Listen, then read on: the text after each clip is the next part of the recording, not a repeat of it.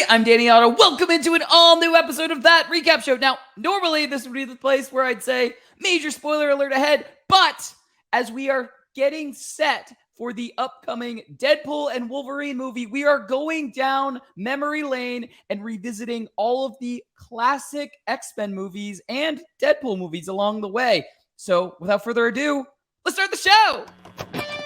Poppin' Off presents That Recap Show.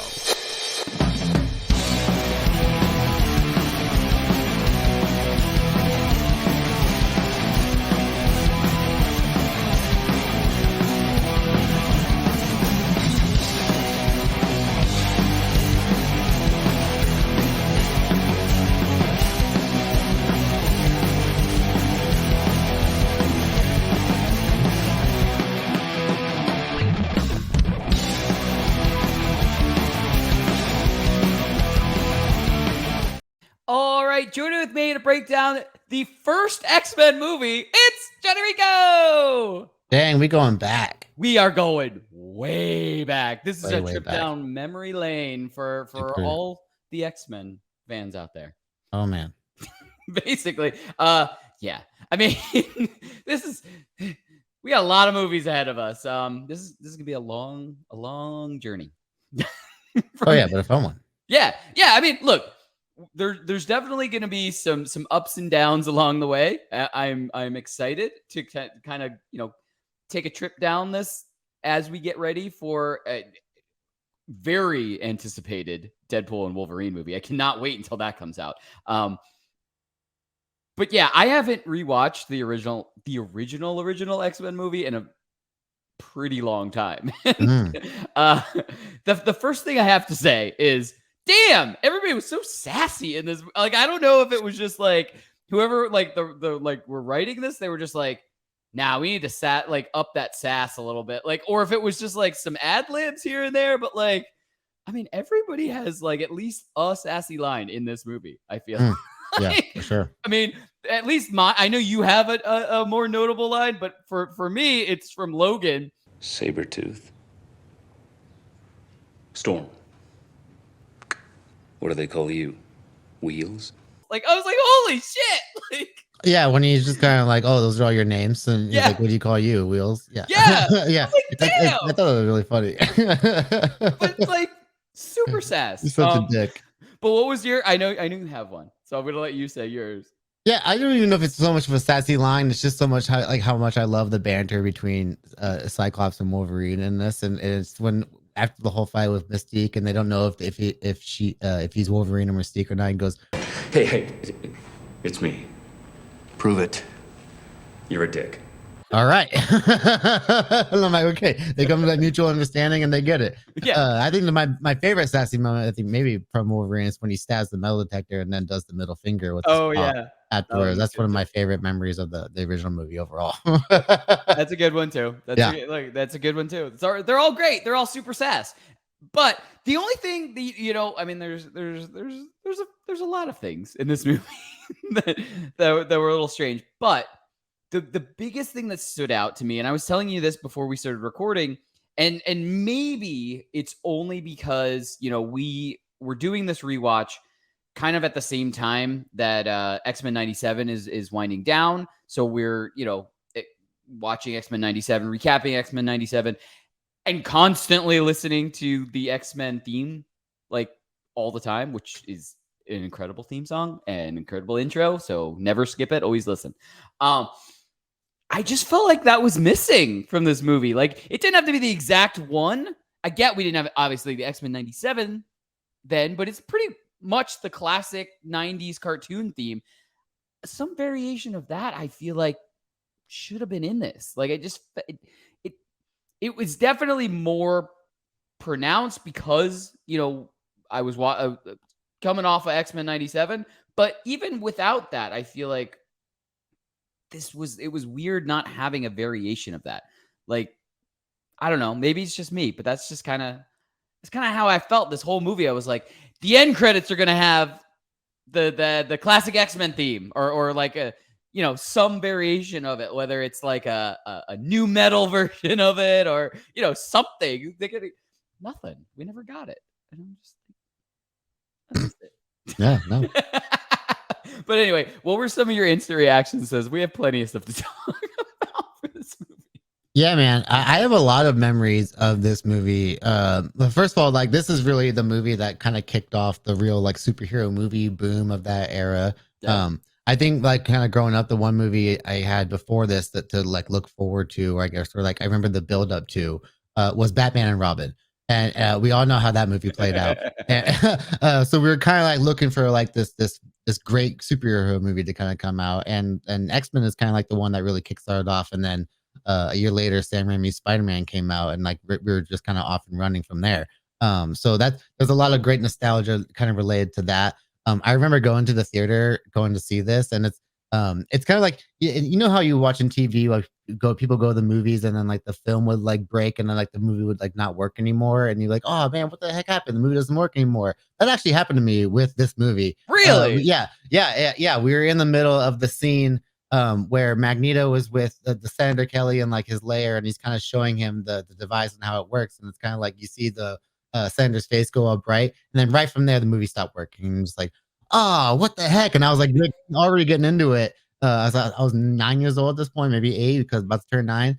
And I remember my dad going back to ask the person like, what's going on? And they're like, it's not working. We gotta leave. And I didn't get to watch it until it came out on video later on. Like I didn't go back to watch it. I would end up waiting until it came out on VHS. Or it was VHS, or maybe I don't know if DVDs were really starting back then. But yeah, that was a crazy memory for me. So I always have that memory associated with that movie, that experience.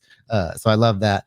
But you're talking about how the original X-Men 90 series, the theme song, that is kind of like the core music of the X-Men, of course. Yeah, that's why it's so beloved now, and why they brought it back for the 97, of course. But man, I love the score by the late Michael Kamen in this movie. We were talking before that we started recording all the movies that he did before, like the Die Hard movies, Lethal Weapon movies. Like he's a staple of basically 80s action, and even doing movies like The Iron Giant and stuff like that. Like he's done some incredible work over his career, and I think he absolutely killed it with the score in this movie, because I'm listening to it in the background right now, and like every single little piece of music is evoking the scene that I can remember hearing that music from, which I think is great. And obviously this is one of his last movies before John Ottman eventually took over for the movies later on, and then we get that like the kind of core X-Men theme for the movies that people know that from X2 later on. So I just really love that, and I think Mystique's theme in this, every time she's on screen, they do like a really great like violin work, and it really adds like the creepiness of her character even more so. Even like especially when she's impersonating somebody else, that's your way of knowing that it's her. You get that little hint of a music cue. It's like, oh man. So it's a really, really well done, and just makes her presence even more like creepy again in this particular movie. And yeah, I really loved it. Yeah, look, nothing against the music in this movie. It's not like, oh, I hated the music during this movie. I just think we should have incorporated that original theme, like in some way, some variation, some way, at some part. That's all. That's all I want. Oh yeah, it separates itself from in more ways than one. Right. Well, the other thing I forgot to mention is we got the thing that, this is kind of our X-Men 97 poking fun at this, because this poked fun at the original cartoon and comic. Yeah, and the comic. Yeah, the original. We get that where they suit up in the black leather suits, and Cyclops says, "What were you expecting? Yellow spandex?" Yeah, I like that. Like Wolverine's like, what are we wearing these for? And then eventually that's like all they would be wearing. Yeah, that's great stuff. Again, great callback to the original history of the comics, and then of course history repeating itself with the 90s series. Like, you made fun of us, we're making fun of you. Yeah. But anyway, you want to get to some big takeaways?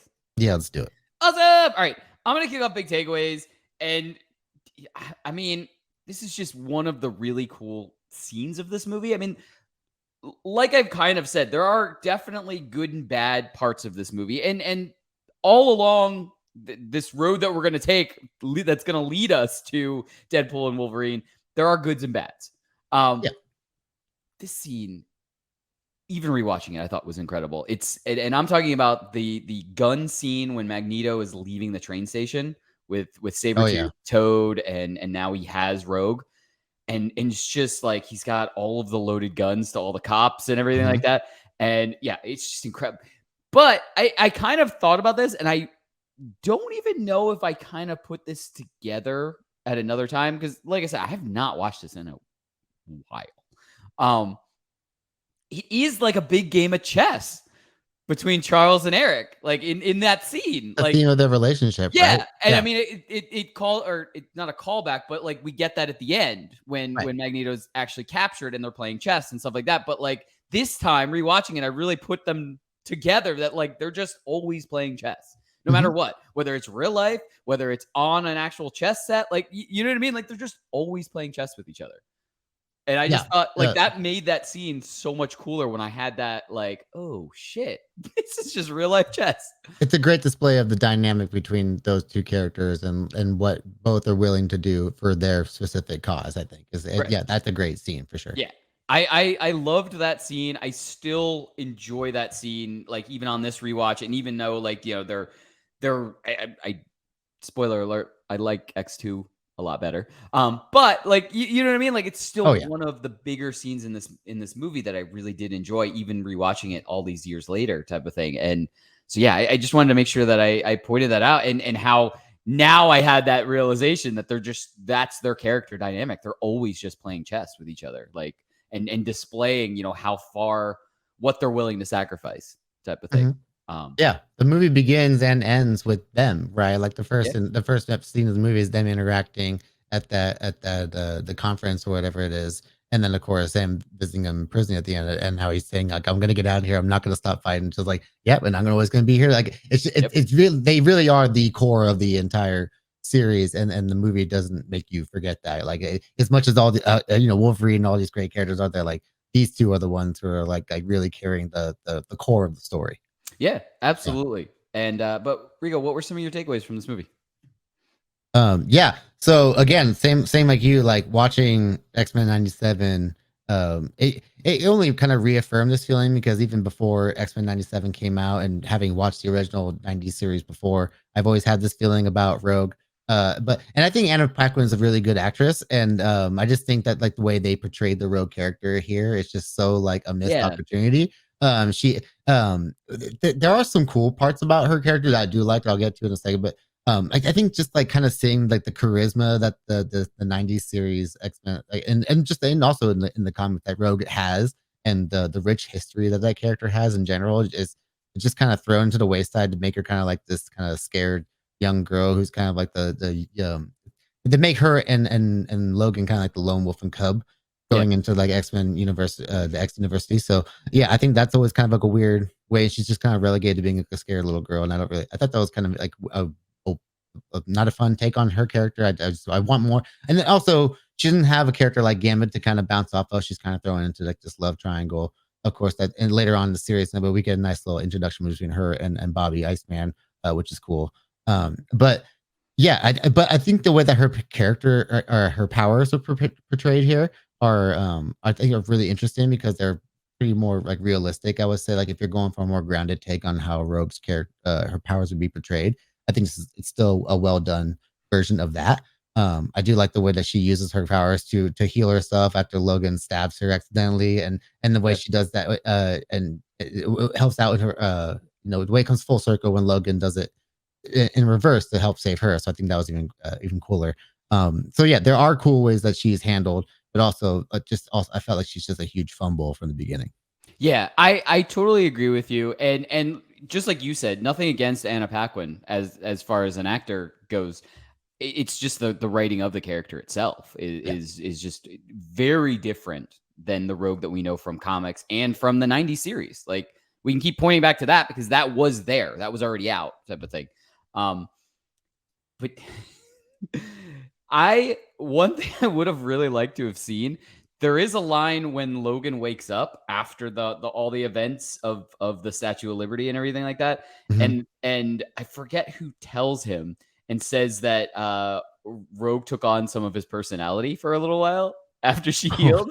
I would have loved to have seen a That would couple have of been scenes like amazing. that. Yeah, that Yeah, would have been a great I character would work. have loved to have seen that. Like Yeah. I just in this rewatch, I remember it just stood like another thing that kind of stood out to me. I was like, we got a missed opportunity there. I would have loved to Mhm. just seen her just kind of like walking around all brooding like Logan for a couple of scenes. Like, oh, that And would have been great. the most like rogue thing, aside from her having the power to like kind of siphon people's powers, or even just the touching thing itself, is that she gets her white streak of hair from holding on to Magneto, and that's like the one like rogue characteristic that they give us. Other than that, it's just like we don't get her being all like sweet and charismatic. I want that rogue so bad. I think that's that's what I really want. Yeah. Yeah. I mean, look, these are all like notes that we're hoping for when we get the introduction of mutants into the MCU. Like, I mean, we were really hoping that, in what's crazy looking at these now, wasn't Kevin Feige like a very small part of this? Like, Yeah, was he got around, he got to start on these movies. So right. yeah, he's had his toes in the waters ever since the beginning, which is pretty crazy. Yeah. And so now that he is kind of actually in control of things, we hope that like, these are, things that he Yeah. kind of Oh, I'm sure there wanted are to ways he always wanted the fix. characters to go. Yeah. Exactly. So Yeah. you kind of hope, because he is like, we know that he does know the source material. Yeah. Oh yeah, he's still a fan at the end of the day. Exactly. So we're just kind of hoping like these are kind of things that can kind of get improved upon moving forward. And this is Rogue, and we've obviously grown to love Rogue so much, but this movie does do a great job of introducing a lot of great characters. Yeah. And kind of giving everyone a little bit of a moment while having to leave some characters out to not make it too crowded. Because we get like, again, we get Magneto, Professor X, Wolverine, like with those and 3 alone would be enough to carry a whole movie. But then you're getting Cyclops, Jean, and Storm, Rogue, like you're getting all these characters thrown in, and then you got Sabertooth too. Like you're throwing in a lot of like known characters that people want to see done justice. So it's like it did a great job of introducing us to a nice little group of characters, and then they expanded upon it later on too. Yeah. That's another character, Storm. And I've said this multiple times while we were recapping X-Men 97. Love Storm as a character. Oh yeah. Cannot wait to see, a MCU Storm. Cannot wait for that. Yeah. Kind of same as Pac-Man. Like when you talk about the differences between those characters, right? Nothing against Halle Berry as an actor or anything like that. But she just seemed like, I'm so used to that booming Storm voice. Mm-hmm. And we got like this very kind of soft-spoken Halle Berry, basically. Like, you know what I mean? It was just very... There's always been stories about like how Halle Berry felt about the way that character was portrayed or written and stuff like that. I think even the way they kind of like had to rope her back into X3 wasn't one of those like kind of big stories that kind of came out recently. But yeah, I think she's always wanted to play the character more than what it was written on screen. And she just never got the opportunity. Yeah. I mean, and like I said, nothing against her. It all comes back down to writing and stuff like that. I mean, if they had written her character as that big booming, voiced Storm character that we had in the 90s cartoon, and especially X-Men 97, then she would have portrayed that character that way, type of thing. Right, for sure. She can only do how she's written. So normally we go into predictions right now. Yes. But the fact that, there are a long list of movies that come after this, so we know what's happening next. Yeah, there's a whole continuity here. We figured instead of predictions during this entire journey that we're taking, we're going to use this to kind of talk about, elements that we'd like to see expanded upon from this in Deadpool and Wolverine, or even into the MCU, or stuff that, we'd like to hopefully see differently in the MCU or in Deadpool and Wolverine, like stuff like that. So, Rico, you want to kick off predictions with an X through it, I guess? You know what I mean? You want to kick this off? Yeah. If we're talking about stuff from this particular movie, the one thing I'm probably most excited to see, because we have seen a glimpse of him in the Deadpool and Wolverine trailer, is I'm excited to see Ray Park back as Toad. I think he's a lot of fun in this movie, and he's got some great lines. Like I just like when you get angry when Storm comes up from the shadow. He goes, "Well, don't you people ever die?" And some great stuff like that. And I think the way he bounced off some of these characters is really great. No pun intended. But yeah, I want to see him like kind of put his because he's a great martial artist and stuff. He played Darth Maul, of course, in Phantom Menace, and then came back to do it in Solo and stuff. And he also did the motion capture for Maul in that great fight with Ahsoka in the Clone Wars. So that's even So I want to see him be able to kind of use like his abilities there, and also like the abilities of Toad to be used like in a more upgraded fashion with today's special effects. I want to see what they can do with that character, especially if he's going to be in this movie. How like I want to see how much screen time they'll give him if they'll give him like a cool moment. But I'm really excited to see like that character done in a cool way, and yeah, I think that'll be fun. And again, we saw Toad, and we'll see Toad again later on in Days of Future Past, but it's like a very different version of Toad, and again, doesn't get much to do. So I'm like, yeah, bring back Ray Park. Yeah, let him do his thing. Let him do some martial arts stuff along with some crazy toad tongue and spitting acid stuff, whatever he was doing. And yeah, I'm totally done with that. I will say this. I don't know much about the character Toad in general. Ray Park is awesome. Maul was awesome. This version of Sabertooth, I felt like was way more comic book accurate. Oh yeah, than any other character besides maybe Magneto and Professor X. Like yeah, Cyclops too. Yeah. but we don't get Cyclops with like, his classic suit on, right? Well, yeah.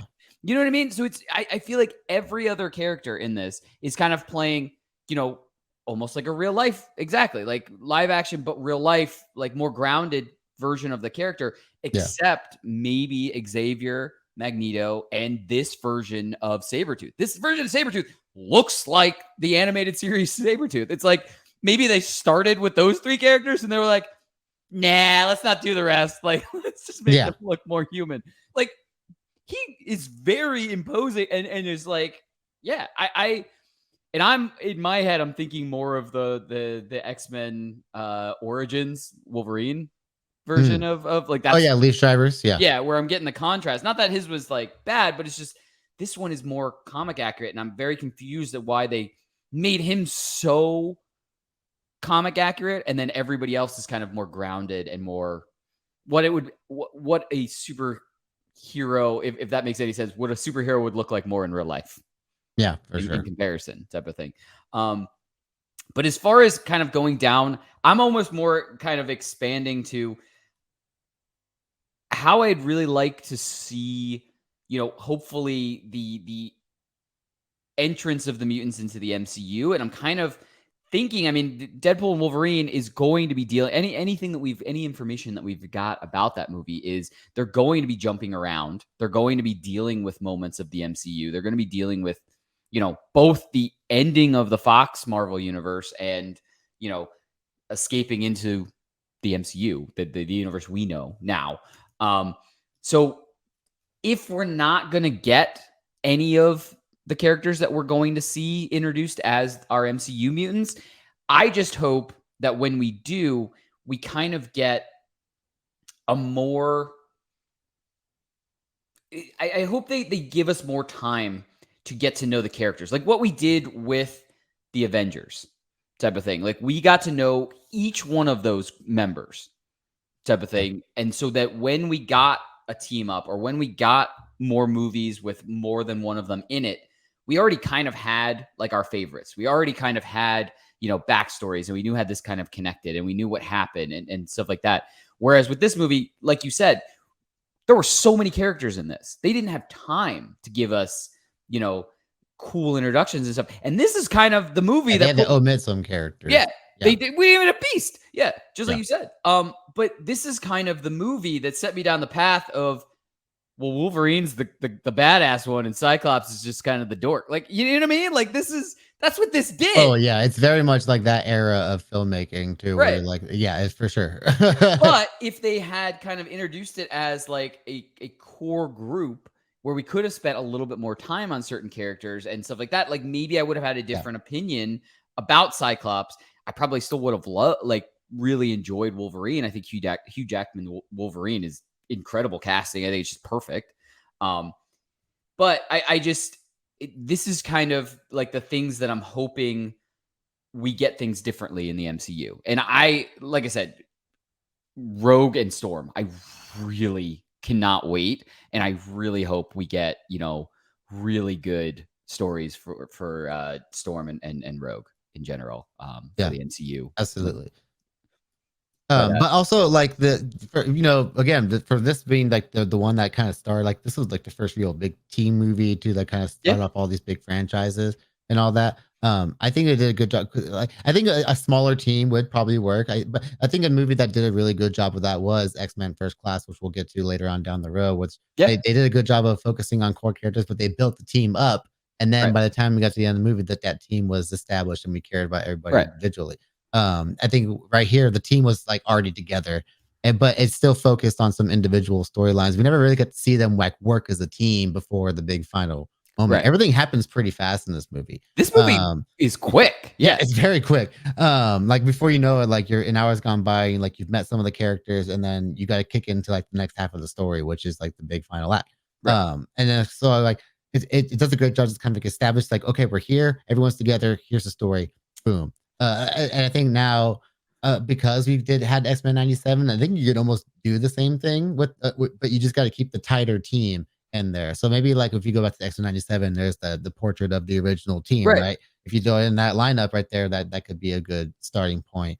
And then boom, you can again just go off and running with a nice story, and then have everyone have their moment, and you can flesh them out as they go along. But don't try to throw in more people before you flesh out those other people, I guess. Right, exactly. And I mean, look, it's really easy for us to kind of look back on this and pull things apart and how much say, things like, have evolved. Yeah. But I understand also we're looking at this as this, just like you said, like it's laid the groundwork. Yeah, this was laying the groundwork not just for this, like for X-Men, but for comic book movies in general, type of thing. Like this is so they kind of had to go like, we might not get another one. Like let's just like make this happen, type of thing. And cool X-Men movie. If we get to do another one, we're like, cool. Exactly. So like we're looking at back now, like of all of the phases of the MCU, everything that we got, and you know, even DC and all of like comic book movies that aren't even Marvel or DC. Like now, like in the Invincible show, like you know what I mean? Like we have